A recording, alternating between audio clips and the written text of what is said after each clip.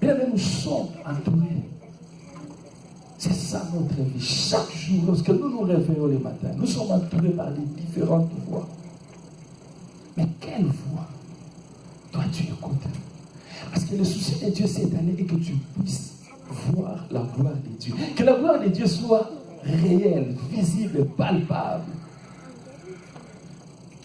Que cela ne se limite pas comme ceux qui ont fait la session commerciale. Oh, 20 millions, 30 millions, ça se limite au niveau du tableau. Non, mais que ça soit réel, que tu touches, que tu parles.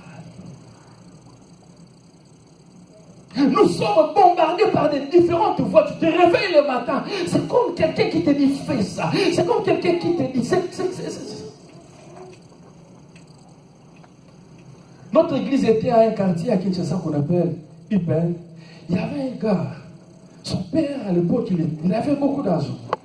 Mais il était rosicrucien, il représentait les gars de la Rose Croix, je crois, Afrique centrale, il s'appelait Kazuma. Alors son fils a sauté de lui-même.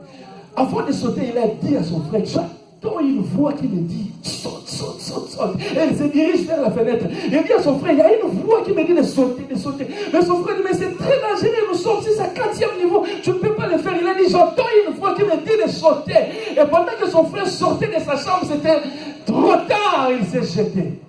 Mort sur place. Une voix. Quelle voix tu écoutes? Judas était à côté de Jésus, mais il a écouté une voix. Mais c'était une mauvaise voix. C'est d'aller vendre Jésus. Quelle voix tu écoutes? Pierre était à côté de Jésus.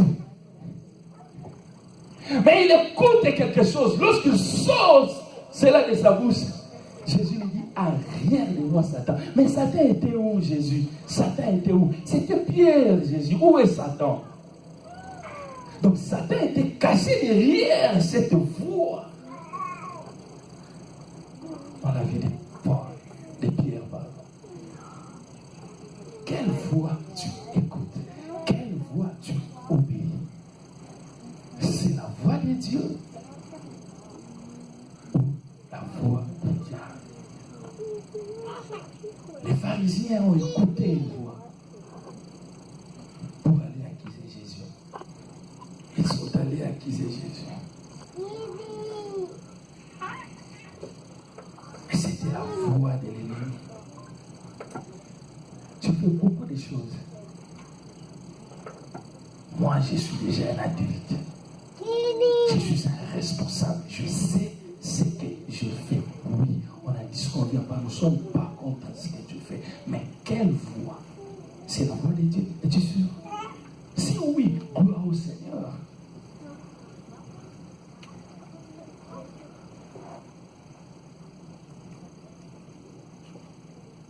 Certains écoutent la voix. Mais c'est la voix du diable. Si nous lisons dans Psaume chapitre 55, 3, 4, qu'est-ce que la Bible nous dit? Nous allons lire rapidement. Psaume 55, 3, 4.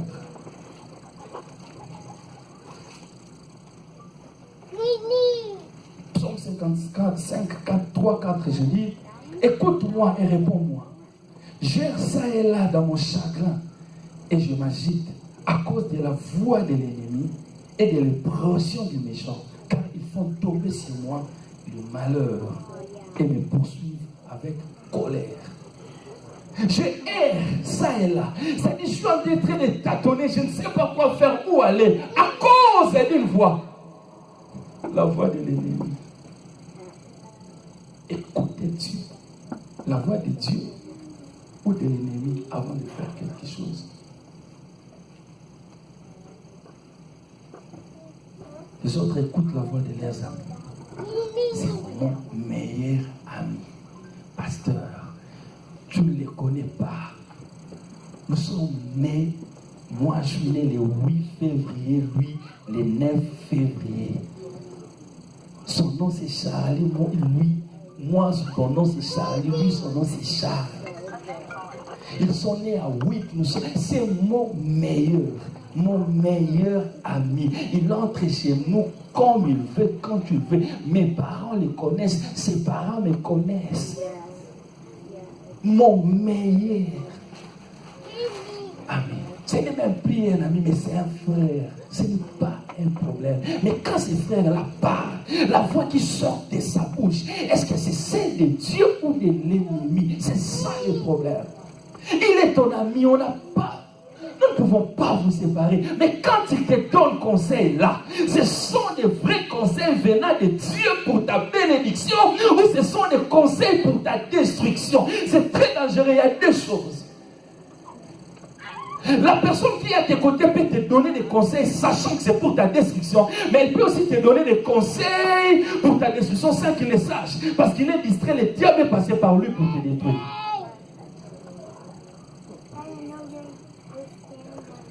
Amen. Beaucoup de gens se sont retrouvés dans des situations très difficiles. J'ai un beau frère. Dieu l'a béni. Je connais comment est-ce que mon beau-frère était. Et après, Dieu le bénit. Financièrement. Dès que Dieu le bénit, les amis sont venus. Les voix commencent à parler à gauche et à droite. Et ces voix-là ont lui, mon beau-frère propre, jusqu'à prendre tout son argent et à mener ça dans une équipe de football de Veclair, président de Vita, président de Veclair. Et mon beau-frère dépassait tout. Je l'ai vu de mes propres yeux. Comment est-ce qu'il dépensait son argent? Il n'écoutait personne. Il avait seulement une catégorie de gens qui l'écoutaient. Mes conseillers. Mais quand la situation a basculé, je ne voyais plus tous ces conseillers-là. Ils sont disparus. Il y a un moment donné que le diable envoie ses colites